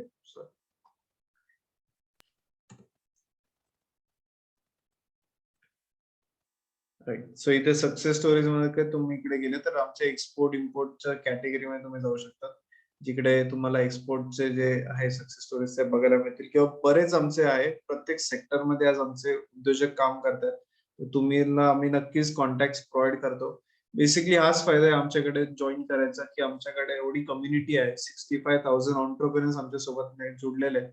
तुम्हाला प्रत्येक गोष्ट सप्लाय मध्ये असेल, तुम्हाला कनेक्शन्स पाहिजे असेल, रॉ मटेरियल सप्लाय असेल, व्हॉट एव्हर तुम्हाला एक्सपोर्ट मध्ये जे काही लागतंय हे तुम्हाला आम्ही सगळं प्रोव्हाइड करू शकतो आमच्या कम्युनिटी मधून. आणि आज पूर्ण महाराष्ट्रभरात आमचे उद्योजक काम करतात. सो तुम्ही नक्कीच त्यांचं हेल्प घेऊ शकतात किंवा एकमेकांचं तुम्ही you can do the business together. So आमचे हे उद्योगवर्धिनीच्या युट्यूब चॅनलवरती सगळे आमचे सक्सेस स्टोरी तुम्ही बघू शकता. अगदी 10 रुपयापासून 100 कोटी पर्यंतचा प्रवास आहे. आमच्या शशिकांत दात्रक किंवा मनीषा दात्रक मॅडम आहे, त्यांचा अगदी 100 करोड पर्यंत बिझनेस आहे. आज त्यांचा 80 कंट्रीजला निर्यात आहे. सो असे तुम्हाला नेटवर्क कनेक्शन्स तुम्हाला आमच्या थ्रू मिळू शकतील किंवा तुमच्या कुठल्याही प्रोडक्टचा सप्लाय जरी पाहिजे असेल, we can always help you. आणि आमची एक टेलिग्राम कम्युनिटी आहे ज्याच्यामध्ये आमचे सगळे एक्सपोर्टर्स जॉईन आहेत. तर तुम्ही त्या टेलिग्राम कम्युनिटीमध्ये सुद्धा तुम्ही जॉईन कराल आणि त्याच्यामध्ये तुम्ही सगळ्या लोकांना आपला माहिती पोहोचू शकतात किंवा तुम्हाला कुठली क्वेरी असेल तर तुम्हाला त्याच्यामधून तुम्हाला नक्कीच हेल्प होतो. सो तुम्ही नक्कीच त्याचा फायदा घेऊ शकता. ओके. सो पुढचा क्वेश्चन आहे, सेकंड.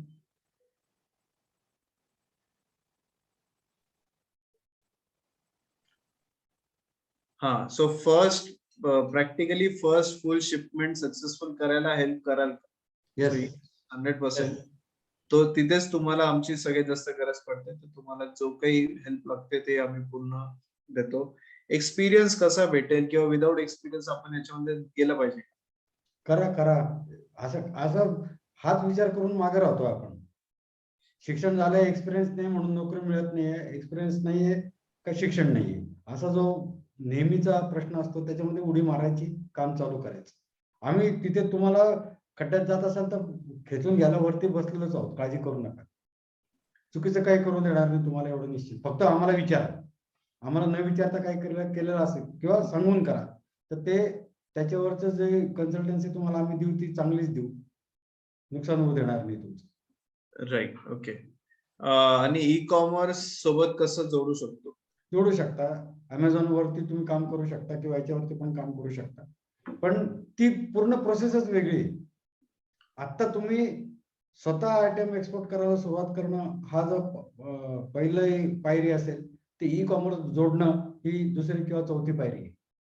त्यामुळे आता एकदम चौथ्या पायरीवरती जाण्याचा विचार न करता पहिली पायरी समजून घ्या. Right. Correct. Yes. So I think we have covered all the questions. So thank you, sir, for wonderful guidance.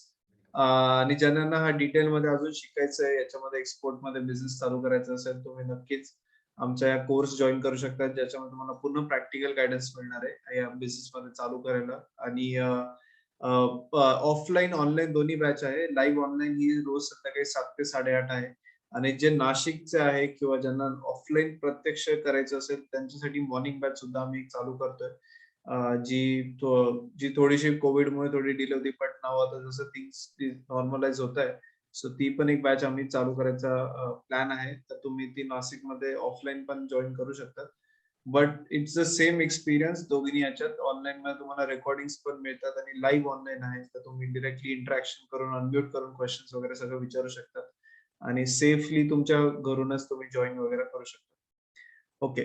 आणि एक्सपोर्ट मध्ये काही लास्ट क्वेश्चन, एक्सपोर्ट मध्ये प्रॉफिट कसे असते?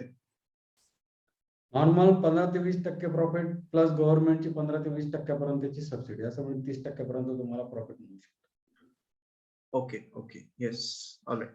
So yes, thank you sir for wonderful guidance. आणि ज्यांना course करायचा आहे, तुम्ही उद्योगवर्धींच्या वेबसाईट वरती जाऊ शकता. तिकडे तुम्हाला सगळे आमचे प्रोग्राम, सगळे आमच्याबद्दल सगळी डिटेल्स बघायला मिळेल. आम्हाला 5 नॅशनल अवॉर्ड्स आहे एंटरप्रेन्योरशिप डेव्हलपमेंट मध्ये. सो भारतातली एकमेव ऑर्गनायझेशन आहे की ज्यांना एवढे नॅशनल अवॉर्ड आहे आणि एवढा आमचा मेंटरचा ग्रुप आहे. तर तुम्ही आमच्या वेबसाईट जाऊ शकता उद्योगवर्धीनी.com वरती. 1995 पासून आम्ही काम करतोय आणि इकडे एंटरप्रेन्योरशिप मध्ये तुम्ही सिलेक्ट केलंय तर इकडे तुम्हाला एक्सपोर्ट इम्पोर्टचा कोर्स वगैरे मिळेल. तिकडे तुम्हाला या कोर्ससाठी रजिस्ट्रेशन करता येईल.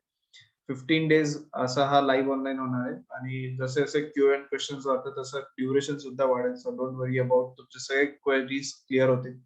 आणि सो विथ दिस आपण आजचं सेशन इथे थांबूयात. So thank you all audience, thank you Kulkarni sir for wonderful guidance आणि आपण आजचा वेबिनार थांबूयात. थँक्यू.